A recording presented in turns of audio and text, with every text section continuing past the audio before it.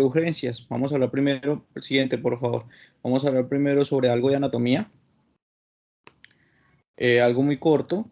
Entonces vamos a saber que sobre la anatomía del tórax, los 12 pares de costillas, pues que conforman el tórax, se unen anteriormente a la columna, al esternón y posteriormente a la columna vertebral.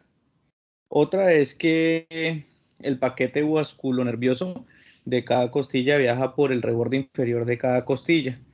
Que existen dos pleuras, una visceral y otra que recubre el parénquima pulmonar.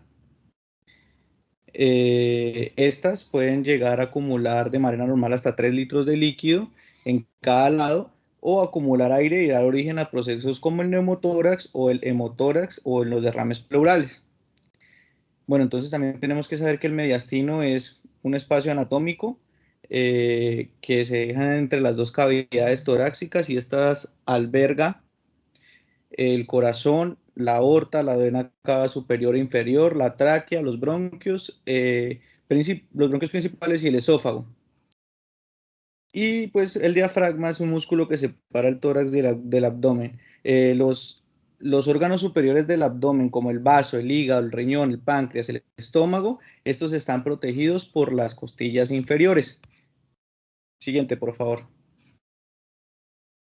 Bueno, vamos a ver unos datos importantes sobre este caso, ya que nosotros nos tocaría en la parte del abordaje en urgencias. Entonces, el 50% de las víctimas son con múltiples lesiones de tórax. 2/3 de los pacientes arriban vivos a la sala de emergencias, o sea que no muchas personas vamos a nosotros tratar con trauma de tórax y solo un 15% de estos requerirán una intervención quirúrgica. Siguiente, por favor. Bueno, entonces esas son las causas más comunes de tórax: las caídas, los accidentes de tránsito, las lesiones por desaceleración, como lesiones de tránsito, o lesiones por proyectil de arma de fuego, o las lesiones por arma cortopunzante. Siguiente. Bueno, estas son las causas que más importan en el traumatismo de tórax. Entonces vamos a empezar por la más importante, que es la hipoxia. Esta se da por el inadecuado aporte de oxígeno a los tejidos, principalmente por la hipovolemia, que se está produciendo pues en el momento del trauma. También esta es la alteración en la ventilación o hipoperfusión pulmonar debido a la contusión, un hematoma o un colapso alveolar. Bueno, ya la hipercapnia es un desencadenante de la hipoxia. Esta se da por una ventilación inadecuada causada por los cambios de presión intratorácicos y como lo mencionaba ahorita con lo otro, con la hipoxia. Y la acidosis, pues ya este es otro desencadenante que se origina por la hipoperfusión de los tejidos y esto se da cuando se encuentra en estado de shock el paciente. Nosotros lo fundamental o del manejo más adecuado de estos pacientes es la corrección temprana y evitar que se llegue a un estado de hipoxia. Tenemos que tener en cuenta que la mayoría de estas lesiones ponen en riesgo la vida y son tratadas mediante un adecuado, o sea, se puede tratar muy fácilmente mediante un adecuado control de la vía aérea o mediante la colocación de drenes o agujas de forma acertada. Siguiente, por favor. Pues está la docena mortal, ahorita hablaremos de cada una de ellas. Sobre cada una de ellas hablaremos ahorita. Entonces ahora sí vamos a hablar sobre el abordaje inicial. Siguiente, por favor.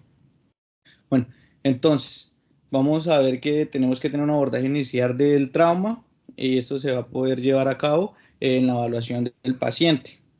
Tenemos que tener en cuenta que en la revisión primaria puede estar seguida por reanimación o pues por los anexos de la evaluación inicial. Primero vamos a hablar sobre la vía aérea permeable con control de columna cervical. Entonces tenemos que evaluar la vía aérea, que esté permeable, que no haya presencia de cuerpos extraños, como sangre, secreciones o algún otro cuerpo que impida el adecuado movimiento de aire a través de la nariz y la boca del paciente. Tenemos que estar muy pendientes de la apariencia general del paciente, su frecuencia respiratoria y cualquier molestia. Si hay una respiración ruidosa, esto es que hay una respiración obstruida. Un paciente que está combativo o poco colaborador es un paciente que está hipóxico. Bueno, hasta que se demuestre lo contrario. Si digamos no encontramos una dificultad respiratoria, esto no nos puede, o sea, tenemos que pensar de todas formas en la posibilidad de del daño del sistema nervioso, o si el paciente puede estar bajo la influencia de drogas o de alcohol. Siguiente. Bueno, ya vamos a hablar de la adecuada respiración. Bueno, aquí tenemos que tener en cuenta cómo están los movimientos respiratorios, la calidad de la respiración. Se debe evaluar como observando, palpando, escuchando y percutiendo. Los signos más importantes de la lesión de tórax o la hipoxia, esto incluye el aumento de la frecuencia respiratoria o cambio en su modalidad. La cianosis también es un signo pues, de la hipoxia, como todos lo sabemos. Tenemos que asegurar una buena oxigenación de los tejidos y pues dar una buena presencia pues, de una vía aérea adecuada. Siguiente, por favor.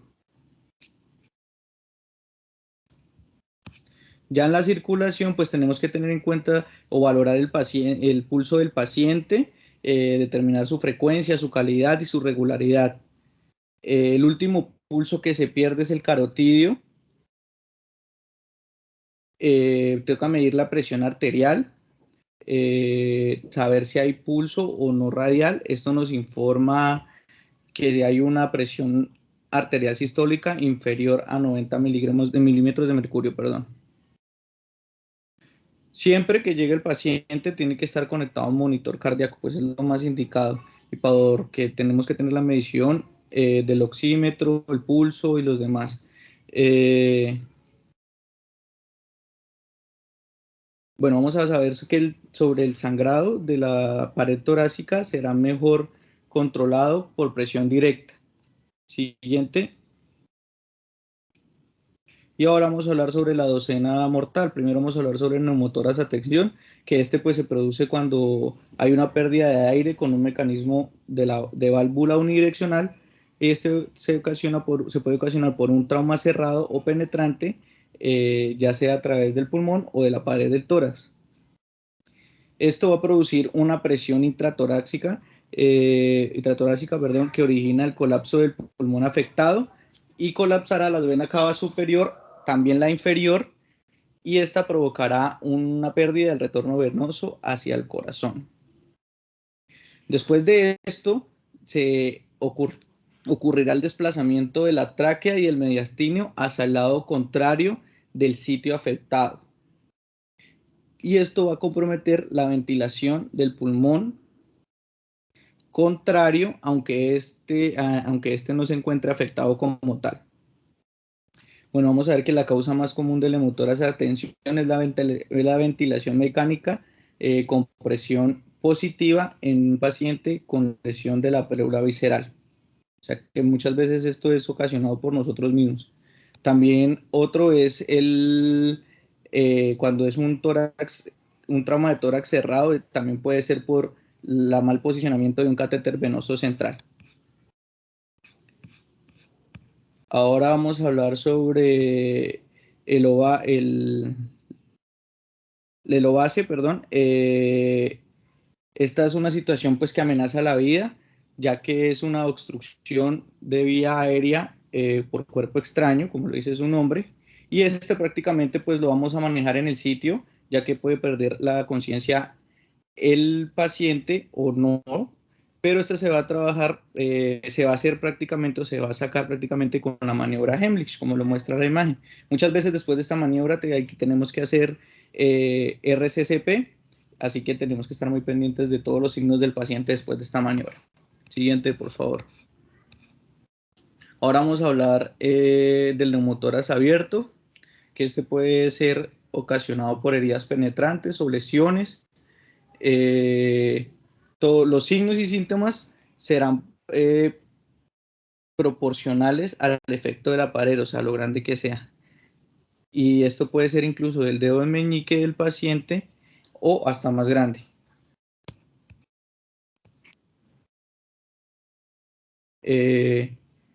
Sí, tenemos que tener en cuenta que si la apertura de la pared torácica es aproximadamente más de 2/3 del diámetro de la tráquea, con cada movimiento el aire pasará a través del defecto y no irá directamente a los pulmones.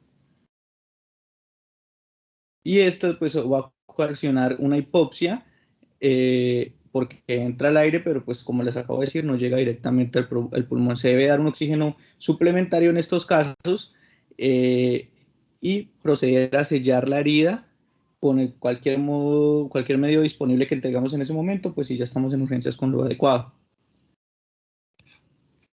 Siguiente, por favor. Bueno, el taponamiento cardíaco, la causa más frecuente son las lesiones penetrantes, pero también con el trauma de tórax, con el trauma cerrado puede ocasionar que el saco pericárdico se llene de sangre y pues hace que el corazón falle. Vamos a saber que tenemos eh, bueno, en el paciente con esto puede presentar la tríada de B, que son los ruidos cardíacos alejados, venas yugulares ingurgitadas e hipotensión arterial. También, como en esto el paciente puede entrar en shock, puede que se vaya a encontrar el signo de Kussmaul, que esto es el aumento de la presión venosa durante la inspiración cuando el paciente lo está haciendo de manera espontánea. Y si tenemos presencia del pulso paradójico, o sea que se pierde el pulso periférico durante la inspiración, este también pues es otro signo de este taponamiento. Siguiente.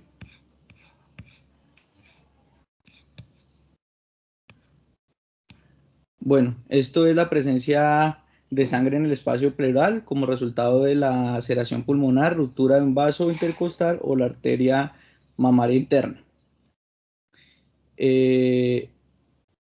También las luxofracturas de columna torácica pueden asociarse también a hemotórax. Los signos y síntomas que se producen tanto por hipovolemia como por compromiso respiratorio pues son los mismos. El paciente puede estar hipotenso por la pérdida sanguínea y también por la compresión del corazón y los grandes vasos. La sangre acumulada va a desplazar el pulmón hacia el lado contrario, como lo había dicho, perdón. Acá el paciente se va a encontrar ansioso, confundido, las venas del cuello pueden estar aplanadas, pero también pueden estar distendidas por la compresión del mediastino. Tiene que haber un más de 200 centímetros cúbicos para que en la placa de tórax se borre el receso costofrénico.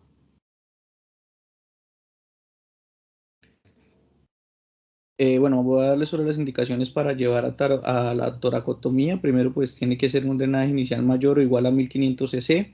Tiene que haber un drenaje de 200 cc por hora.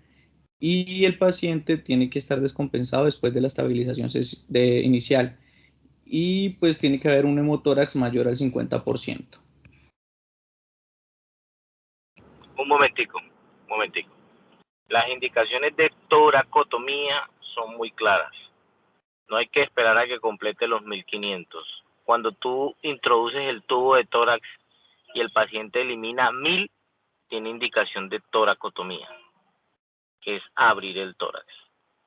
La segunda indicación es que, a pesar de que tú le pones el tubo, el paciente te drene 200 cc por hora en las primeras 3 horas. 200 cc por hora en las primeras 3 horas. Con eso hay indicación de abrirlo también. Esas son las dos indicaciones básicas de abrir un paciente con una toracotomía. ¿Vale? Listo, y a continuación pues mi compañera va a hablar sobre el trauma de abdomen.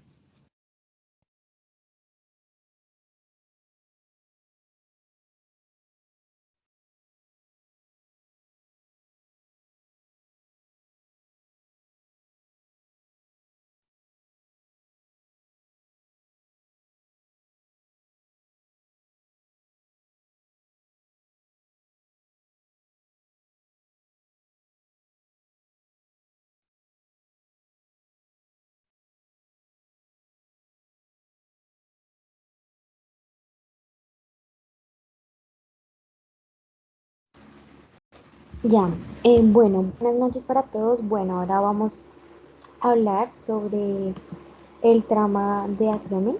Vamos a abarcar esta exposición de la siguiente manera. Primero hablando de la anatomía, de los mecanismos de lesión. Seguidamente hablando sobre la evaluación y el manejo. Bueno, como tal, en la siguiente diapositiva encontramos que la ATLS nos habla un poco de la anatomía, clasificándolo en la parte abdominal anterior, la región toracoabdominal, los flancos, el dorso y la cavidad pélvica. En cuanto a la región eh, anterior, decimos que es aquella área que está y que digamos, se encuentra hasta los ligamentos, bueno, como lo podemos ver en la imagen, el reborde costal, que en este caso va a ser como, vamos a trazar como una línea imaginaria en cuanto a eso, que va a pasar también por los ligamentos inguinales y hasta la sínfisis púbicas. Y en cuanto a la región toracoabdominal, es aquella área que está delimitada anteriormente por la parte inferior de la línea mamilar, entonces es decir que hacemos como un trazado de una línea imaginaria sobre los pezones que va a recorrer hasta la parte posterior, que en este caso sería el borde inferior de la escápula, y esta va a llegar hasta el reborde costal. En este caso se dice que es muy importante esta región toracoabdominal porque cuando hay una lesión penetrante, pues no solamente debemos hablar de que hay una lesión en tórax, sino también podemos hablar que hay una lesión abdominal, porque sabemos que cuando nosotros inspiramos, el diafragma va a elevarse hasta la quinta costilla, en algunas literaturas es que también alcanza la cuarta costilla, entonces como que esta área también va a estar comprometida, ¿no? Bueno, seguidamente encontramos los flancos, que es la área que está entre las líneas axilares anteriores, como las podemos ver ahí, de la línea axilar anterior hasta la línea axilar posterior, desde el sexto espacio intercostal hasta la cresta ilíaca. Y en cuanto a la parte dorsal, se dice que está entre el área localizada entre las líneas axilares posteriores, como las podemos ver ahí, desde la escápula, bueno, desde el borde inferior de la escápula hasta la cresta ilíaca, ¿no? Y ya digamos tenemos también el espacio retroperitoneal, que en este caso es aquel pues espacio virtual que está en la área posterior, que está revestido por el peritoneo del abdomen y que va a contener como tal la aorta abdominal, la vena cava inferior, mayor parte del duodeno, el páncreas, los riñones, los uréteres. También podemos encontrar la parte posterior del colon ascendente y del colon descendente. Y también pues también encontramos como la parte de la cavidad pélvica, ¿no? Entonces es muy, bueno, quiero pues decirles que es muy importante como esta área porque en las ayudas diagnósticas la literatura nos dice que como tal no debemos de realizar eh, un lavado peritoneal diagnóstico, porque no vamos a llegar como tal a esta zona, sino que debemos es realizar un FACS, que es como tal la ecografía focalizada pues en trauma de abdomen, ¿no? Entonces es muy importante. Y ya por último tenemos pues la cavidad pélvica, que pues es aquella área que está rodeada por los huesos pélvicos y que contiene pues la parte inferior del espacio retroperitoneal e intraperitoneal.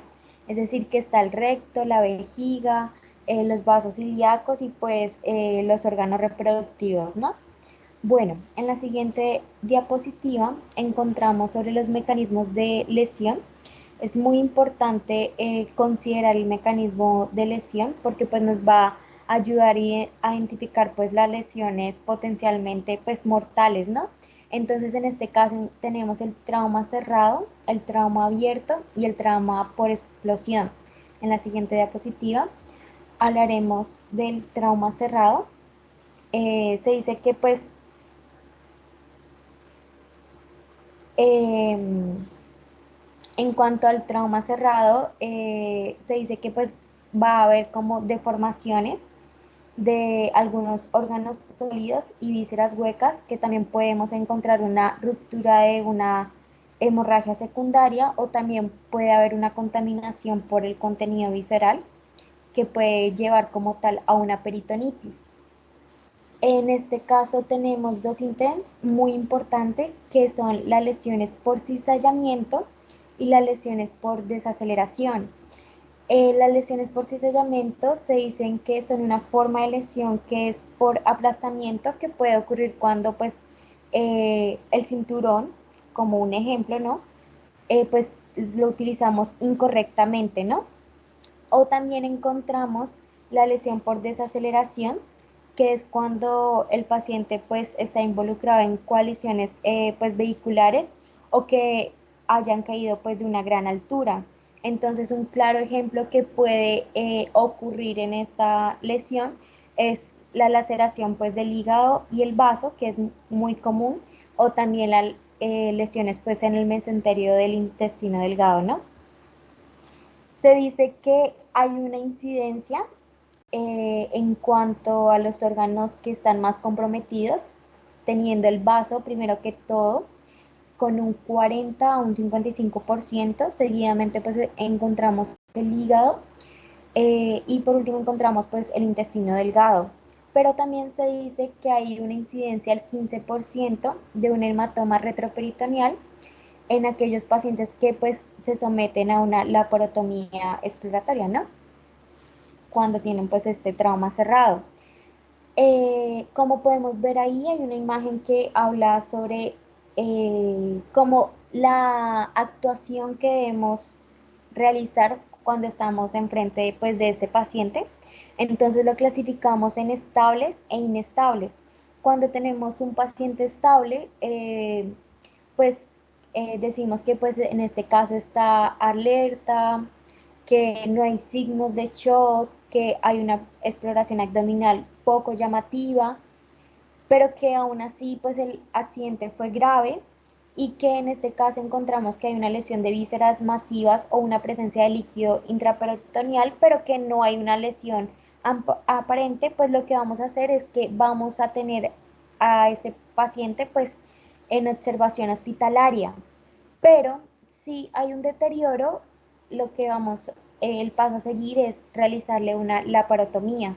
Entonces decimos que antes de realizar pues la laparotomía, debemos realizar, digamos, cuando tenemos a un paciente con alguna sospecha de perforación de víscera hueca, o que el TAT con contraste pues no es concluyente, no realizar la laparotomía, pero sí realizar el lavado peritoneal.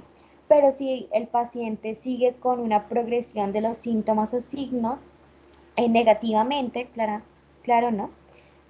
O que existe pues algún dolor abdominal difuso a la palpación, o que revela también un neumoperitoneo, pues en este caso es indicativo para realizarle una laparotomía, ¿no? Y bueno, ahora tenemos el paciente que está inestable. Entonces, en este caso, si el paciente no responde, realizamos una laparotomía, es decir, que el paciente está en un shock profundo o que no hay una respuesta a las sobrecargas iniciales de los fluidos intravenosos, que pues es lo que le realizamos al paciente primero que todo, ¿no? Y un indicativo para realizar un lavado peritoneal es cuando el paciente tiene un origen, o sea, una hemorragia intraperitoneal, ¿no? Bueno, en la siguiente diapositiva hablaremos sobre el trauma abierto. Estas son las lesiones, ya sea por arma blanca o arma de fuego, que también tenga pues los proyectiles sean de baja velocidad o alta velocidad, que van a causar como tal daños en los tejidos, ya sea lacerándolos o cortándolos, ¿no? Entonces tenemos estos dos ítems, que es las lesiones por arma blanca, que estas pues van a atravesar las estructuras abdominales y se dice que las que están más comprometidas, teniendo de primeras, es el hígado con un 40%, el intestino delgado con un 30%, el intestino grueso con un 20%, el diafragma con un 20% y el colon con un 15%, ¿no? Y en cuanto a las heridas por arma de fuego, se dice que estas pueden causar lesiones intraabdominales adicionales basadas pues a la trayectoria y al efecto de la cavitación y también la posible pues fragmentación de la bala, ¿no? En cuanto a la incidencia, se dice que primero el órgano que está más comprometido es el intestino delgado con un 50, el colon con un 40, el hígado con un 30 y algunas estructuras vasculares con un 25%. Debemos actuar cuando estemos enfrente pues, de un paciente con un trauma abierto, clasificándolo en estable e inestable. Cuando tenemos el paciente estable, al realizarle la exploración local, tenemos que no es penetrante, entonces lo que vamos a dejarlo es en observación, pero pues si ocurre un deterioro, el paso a seguir es realizarle la parotomía. Pero aquel paciente que está con una herida penetrante es de una vez eh, candidato pues para la parotomía. Y ya cuando el paciente pues es inestable, es decir, que tiene una evisceración, que tiene signos de irritación peritoneal y que pues el paciente, se dice en la literatura que el paciente con arma de fuego inestable es candidato de una para la parotomía. Bueno, quiero comentarles que la TLS dice que es muy importante saber el tipo de arma, la velocidad de la salida, el tipo de la munición, porque pues esto nos va a indicar como tal el grado de la lesión tisular. En la siguiente diapositiva vamos a hablar sobre el trauma por explosión.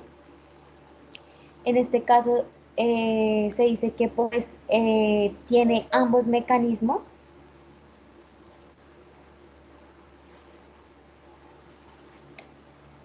En este caso se dice que pues presenta ambos mecanismos, tanto puede haber un trauma abierto como un trauma eh, cerrado, ¿no? Que es decir, que puede presentar heridas por penetración de algunos fragmentos o también alguna lesión contusa cuando pues el paciente ya haya sido pues lanzado o que se haya golpeado o con algún pues proyectil, ¿no?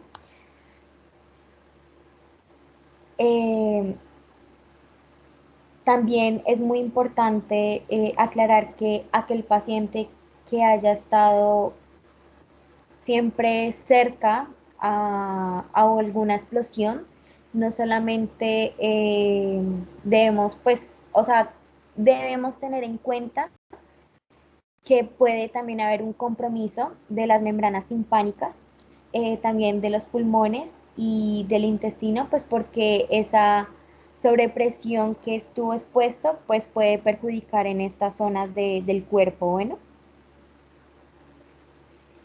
En la siguiente diapositiva ya hablamos como tal de la evaluación y el manejo que debemos realizar con estos pacientes. Eh, pues nos dicen que es importante aclarar la velocidad del vehículo en el que pues él lleva, o sea, él iba, también digamos la posición donde estaba el paciente, si el paciente utilizaba o no el equipo como tal de seguridad, en este caso pues el cinturón. Y también nos dicen como que las lesiones que son por caída, también debemos tener en cuenta la altura de la caída, eh, y también pues digamos los primeros auxilios que se le prestó al paciente, los signos vitales. Bueno, y en cuanto al traumatismo penetrante, es muy importante aclarar en la historia clínica el tiempo transcurrido desde la lesión, el tipo de arma, si fue cuchillo, pistola, rifle, bueno, escopeta, entre otros, ¿no? La distancia del atacante, porque nos comentaba la literatura que es muy diferente que el paciente haya estado cerca cuando fue pues cerca, digamos, como tal a- al arma de fuego, o, o la distancia que pues, o que haya estado como retirado de esa escena, ¿no? Bueno, en la siguiente diapositiva ya hablamos sobre el examen físico. En este caso se aborda de la siguiente manera. Primero que todo el abdomen, seguidamente la pelvis, los glúteos, la parte uretral, la parte perianal, rectal y pues por último vaginal, ¿no? Se debe hacer la inspección de si presenta abrasiones, contusiones, laceraciones, algunas heridas penetrantes y también sobre los signos de embarazo si presentan, ¿no? Se dice que eh, un, como un ítem muy importante que nos dice la literatura es que en cuanto a la percusión, eh, no es como que bueno realizarla porque eh, puede provocar pues algunos signos de irritación peritoneal y que cuando el paciente presenta una sensibilidad por rebote, no es bueno pues seguir buscando como tal alguna evidencia de irritación, ya que puede pues provocarle al paciente un dolor innecesario, ¿no? Bueno, en la siguiente diapositiva vamos a hablar un poco de algunos, digamos, ítems importantes, resaltándolos en cuanto a la evaluación pélvica, uretral, rectal, vaginal. En este caso, cuando hablamos de lesiones uretrales, son importantes algunos signos confiables que nos va a indicar esta lesión, que es la equimosis, el hematoma del escroto, el periné, alguna presencia de sangre en el meato uretral. En cuanto al objetivo del examen rectal, pues es evaluar el tono del esfínter, la integridad pues, de la mucosa rectal, identificar si pues, el paciente presenta alguna fractura palpable. En cuanto a la evaluación pélvica, es muy importante también tener los hallazgos que sugieran alguna fractura de la pelvis, en este caso un hematoma escrotal o sangre en el meato uretral, pues nos puede indicar, o también que haya una diferencia del largor de las extremidades, es también un indicativo, ¿no? Bueno, y ya en la otra diapositiva nos hablan sobre anexos al examen físico, porque después de haber diagnosticado y tratado pues, los problemas de la vía aérea, la respiración, la circulación del paciente, se suelen pues insertar algunos catéteres gástricos y urinarios pues como anexos de esta valoración primaria, ¿no? Entonces cuando nosotros colocamos algún tubo gástrico, esto como tal nos puede ayudar a aliviar la dilatación gástrica o aguda que pues va a presentar este paciente, y también ayuda también como tal a descomprimir si le vamos a realizar un lavado peritoneal diagnóstico. En este caso, nos ayuda a que el paciente no tenga riesgos de aspiración y también si encontramos alguna presencia de sangre, eh, va a sugerir pues que hay una lesión del esófago, entonces como que es un ítem muy importante de alerta de que tiene pues el paciente una lesión, ¿no?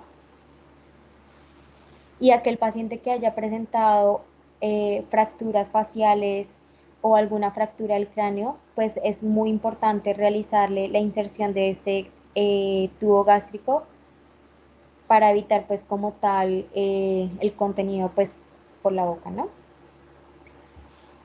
Y en cuanto al catéter urinario, en este caso nos va a ayudar a aliviar la retención urinaria, también a identificar si el paciente presenta algún sangrado, porque pues estos son signos muy importantes, eh, a monitorear pues el gasto urinario y también para realizar un lavado peritoneal pues debemos descomprimir la vejiga, entonces en este caso también se requiere, ¿no?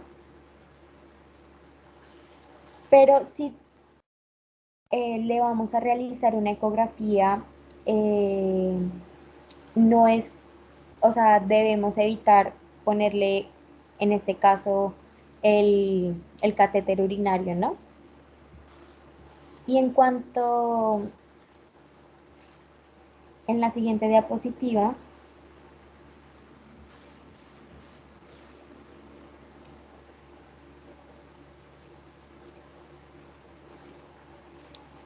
en cuanto a algunas a las evaluaciones de lesiones penetrantes, encontramos primero que todo la evaluación por una ecografía focalizada en trauma, que en este caso es el dichoso PAS, que este nos va a ayudar a identificar el fluido intraperitoneal, a detectar pues algún taponamiento cardíaco, una de las causas pues no hipovolémicas que va a presentar como tal el paciente. También a detectar un hemoperitoneo progresivo y en este caso el FATS nos va a ayudar a examinar cuatro regiones, que como la podemos ver es el saco pericárdico, la fosa hepatorrenal, la fosa esplenorenal y la pelvis o el saco de Douglas. En cuanto a la tomografía computarizada, nos da como una información específica si hay algún órgano lesionado o hay una extensión a la lesión o también diagnosticar la lesión de algún órgano retroperitoneal, porque como lo habíamos dicho al principio, el lavado peritoneal no nos va a ayudar a llegar a esa zona o a esos órganos retroperitoneales, ¿no? Una contraindicación de este examen es que, pues, bueno, no es una contraindicación, sino que es como una desventaja, que es que se demora, pues, porque se necesita la disponibilidad del tomógrafo, ¿no? También que, pues, que en el caso de que el paciente no quiera cooperar, pues es una desventaja o que el paciente, pues, presente alergia al medio de contraste, ¿no?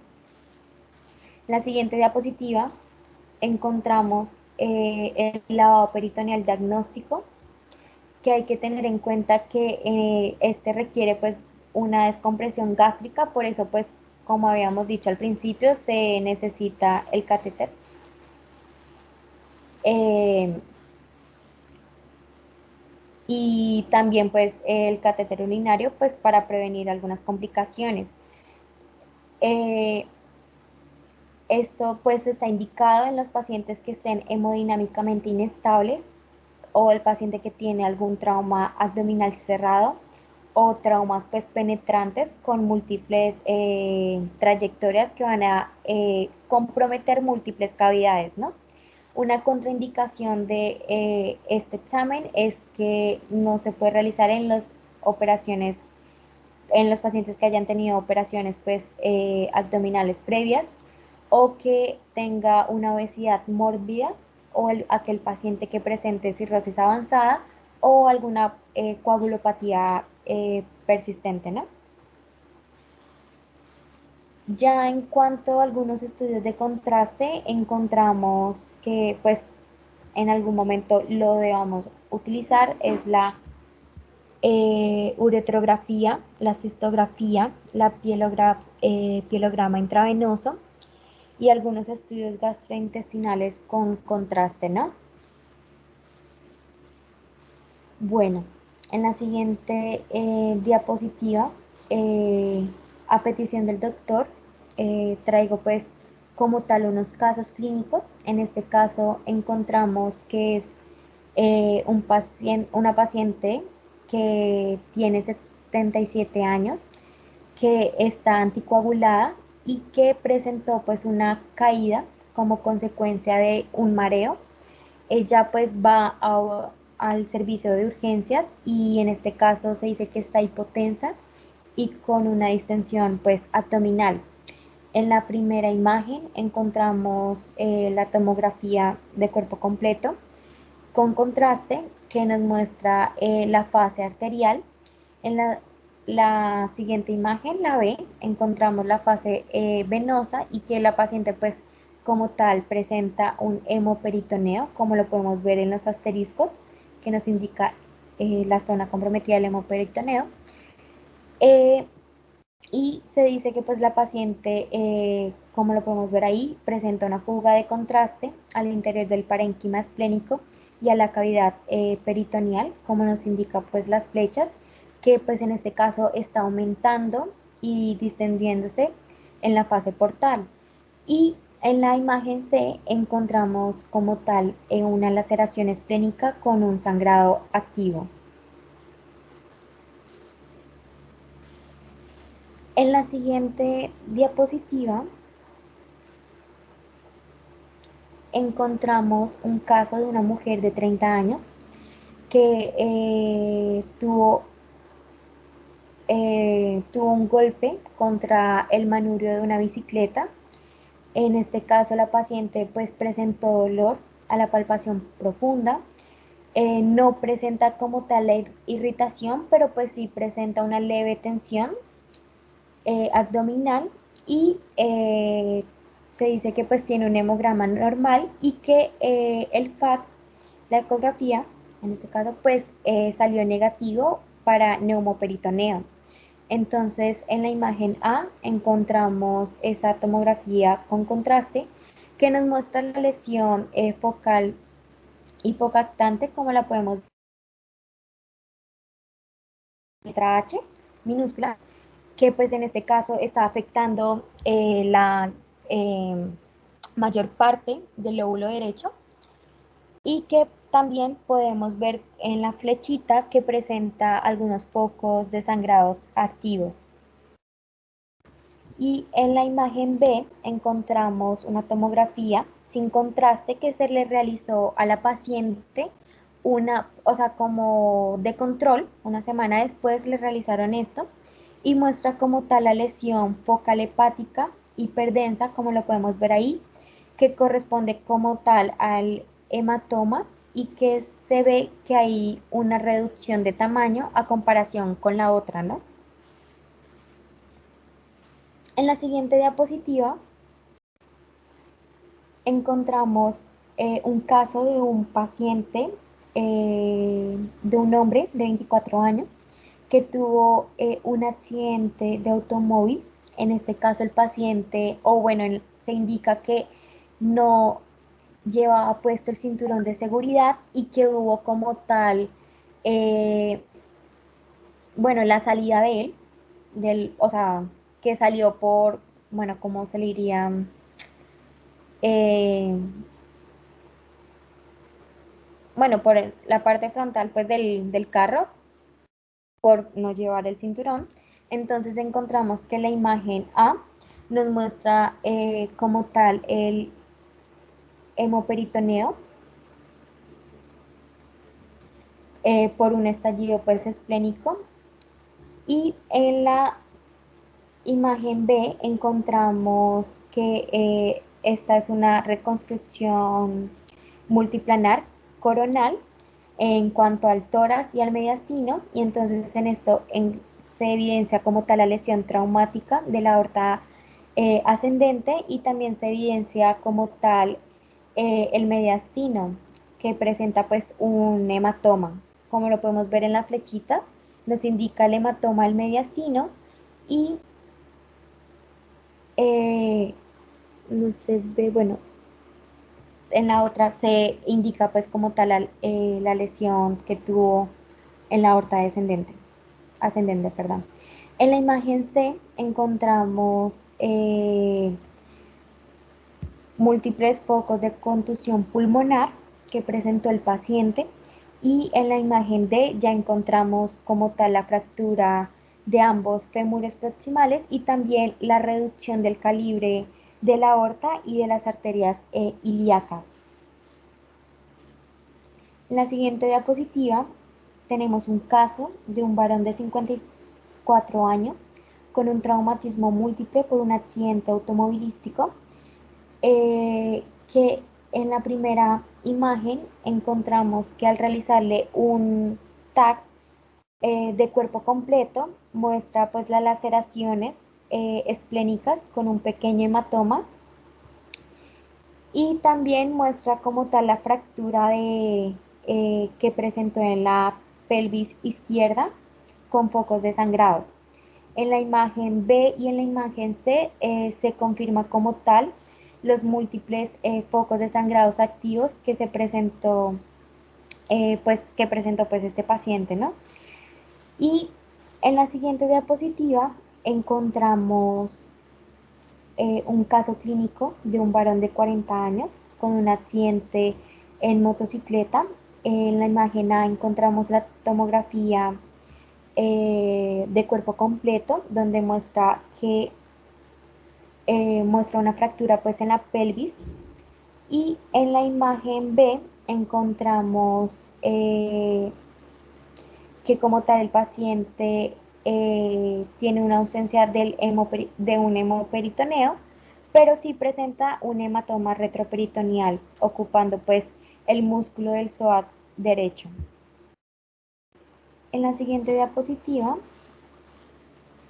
encontramos las indicaciones de la parotomía como tal en cuanto en el momento en que estaba hablando de los mecanismos de lesión, hablaba, digamos, del manejo de estos pacientes y en qué momento le vamos a realizar esta laparotomía. Entonces, les dejé esta diapositiva porque me parece pues muy importante los ítems, pero pues ya se los expliqué por cada mecanismo de acción.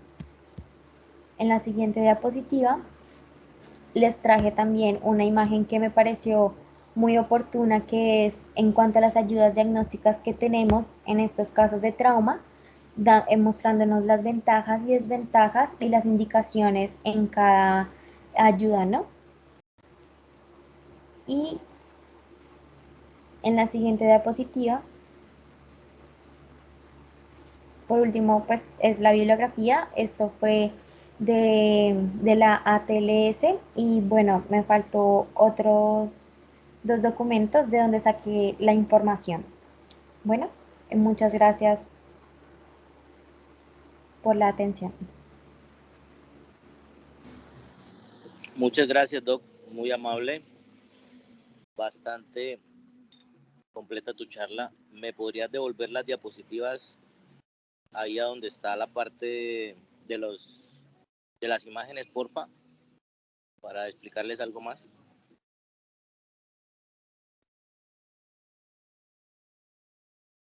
Ok. Bueno, siempre que hagan una apreciación de una imagen, muchachos, tienen que mirar el contexto general de la imagen. Acuérdense de la densidad del hueso, acuérdense de las estructuras que podemos apreciar como la columna vertebral, lo que está cerca de la columna, que sería la parte muscular, y en su momento también la parte de los riñones, el hígado, los órganos grandes que podemos visualizar. Entonces, en cuanto al trauma, es importante tener una imagen en la cabeza, por así decirlo, fresca de lo que es una imagen normal, como se vería el hígado normalmente o como se vería una estructura. Y al momento de visualizar, por ejemplo, acá en este caso, que se ve ese cambio de textura, de color, en tonalidades de grises y un poco más oscuro, es lo que indica la presencia del trauma. o la presencia de colecciones como en el otro caso también. La siguiente, por favor. En este caso, lo mismo, la colección que hablaba la doctora ahorita hace poco, como se ve aquí en la imagen que compromete prácticamente el lóbulo completo del hígado del lado derecho, y la presencia del neumo, que es aire ahí a nivel del peritoneo y retroperitoneo, por un estallido de víscera hueca. La siguiente.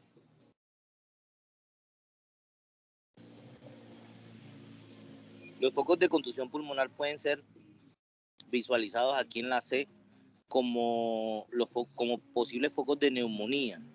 Se ven como un moteado algodonoso, como un árbol en gemación, dicen algunas literaturas, y da la apariencia de ese algodón que está ahí, como una mota de algodón, es la presencia del trauma como tal.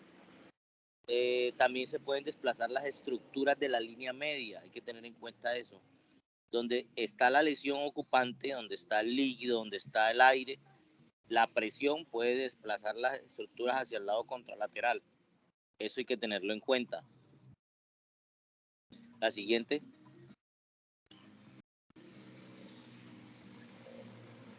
Bueno, esta es muy interesante porque si analizan el mecanismo del trauma, aparentemente fue solo del lado izquierdo de este paciente, porque es donde se ve la lesión del vaso y la lesión de la pelvis. Entonces, eso como lo busca uno también haciendo referencias cuando revisa el paciente por completo, desnudo, y se da cuenta que tiene escoriaciones, equimosis, hematomas de ese mismo lado, lo que te hace sospechar que la cinética del trauma, la mayor fuerza del trauma fue en ese punto, para que usted cuando empiece a revisar las imágenes comience a buscar por esa zona. La siguiente, por favor.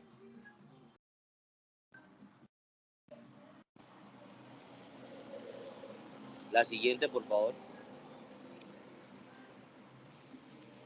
Bueno, dentro de las indicaciones de la laparotomía, hay que ser muy acuciosos en el tema de que qué tanto es bueno pedirle una imagen a un paciente y retardar una laparotomía. Entonces, ¿cuándo decide uno laparotomizar un paciente? Un paciente inestable, un paciente choqueado, un paciente que está demasiado álgido con un antecedente de una cinética de trauma bastante fuerte, un accidente de tránsito o que ha tenido un impacto por herida de arma de fuego. Ya hay una evidencia de una lesión visceral, entonces toca entrar a operar sí o sí. Ya esperar a hacerle una tomografía, una radiografía, cualquier estudio imagenológico o ecográfico es retrasar el tratamiento terapéutico. Entonces hay que tener en cuenta eso. Y por otro lado, ya si tenemos un paciente estable, un paciente que nos da chance para estudiarlo con una herida que al parecer no es penetrante, al parecer, y digo al parecer porque tú la exploras, la revisas y te das cuenta de que no ha roto la fascia o que aparentemente hizo un bolsillo sobre la piel pero no entró, pues es un paciente que tú puedes tomarle una ecografía, es un paciente que tú le puedes hacer un estudio imagenológico para determinar si es necesario llevarlo a una laparotomía. Pero el paciente que está irritado, que definitivamente está hipotenso, está choqueado o está inestable, es un paciente que tienes que laparotomizar y buscarle la causa de... A veces solamente rompe el músculo de la pared y eso es lo que sangra y eso es lo que duele y no le hace más nada, pero a veces sí le encuentras otro tipo de lesiones. La siguiente.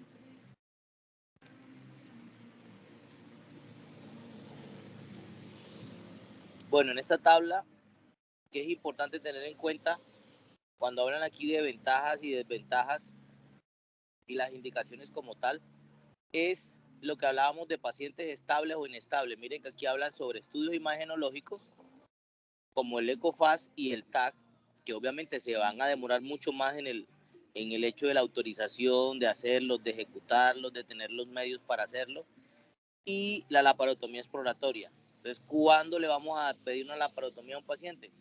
definitivamente cuando está irritado. Es un método invasivo, sin lugar a dudas. Y ahí, digamos, hay un 50-50 de que no encuentres nada, como de que encuentres lesiones graves y que toca repararlas inmediatamente. Eso básicamente para que lo tengan en cuenta, muchachos. La siguiente.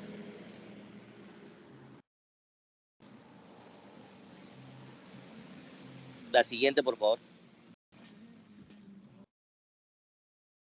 Bueno, ya finalizando el tema, les agradezco por su colaboración, estuvo muy interesante. Con respecto al tema anterior del trauma de tórax, tengan en cuenta que los pacientes con trauma de tórax penetrante casi siempre fallecen en el área o en el sitio donde ocurre la lesión, cuando son lesiones muy graves.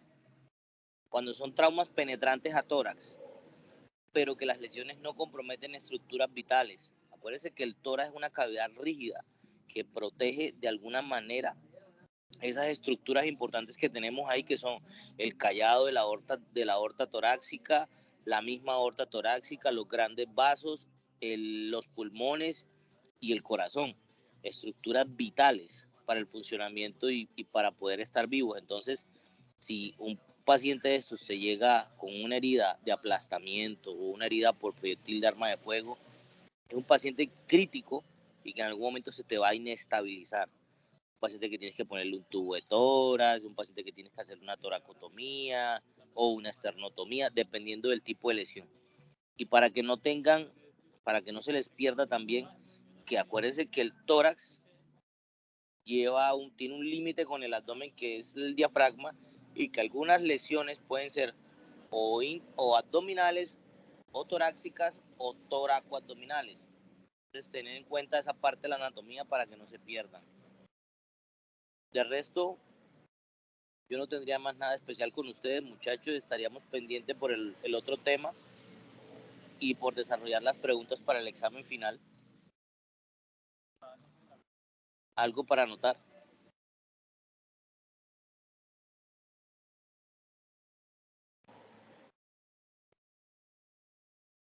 Muchachos. Yo creo que no. Creo que no, doctor. No, doctor. Entonces el próximo tema lo estamos coordinando con la doctora